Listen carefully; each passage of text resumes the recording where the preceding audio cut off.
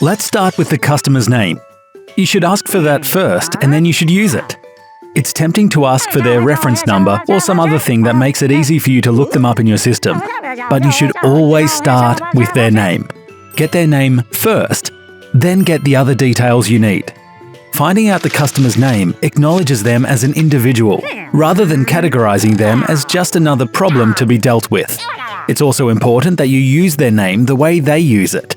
If they use the long form of their name when introducing themselves, such as Christopher, then don't shorten it to Chris. Instead, call them Christopher. Alternatively, if you see in your system that their name is Montgomery, but they introduced themselves as Monty, you should use their name the way they use it and call them Monty too. It's important to pronounce your customer's name as correctly as possible. Often people have names we're unfamiliar with, and these can be tricky to remember and to pronounce correctly. But you must do your best to get your customer's name right. If it's a tricky name and you have a customer database, put a pronunciation guide in the customer's file. If you're uncertain of how to pronounce their name, get them to introduce themselves, or politely ask them to help you pronounce it correctly. If you think you've made a mess of their name, don't brush it off. Genuinely apologize. Most customers will be very receptive to you attempting to say their name correctly, as long as you are genuine about it. If you didn't hear your customer's name properly, politely ask them to repeat it and then say it back to them. Could you repeat your name for me, please? It's Clarissa. Thank you, Clarissa.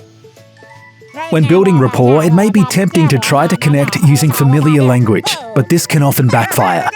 When speaking with customers, always avoid using overly familiar terms of endearment such as love, darl, honey, or sweetie. These terms are not professional and are inappropriate in a customer service situation. Although meant well, these terms can come across as condescending or demeaning. It can be interpreted as disrespectful. Sometimes people use these words when they have forgotten someone's name. But even then, it's still not appropriate.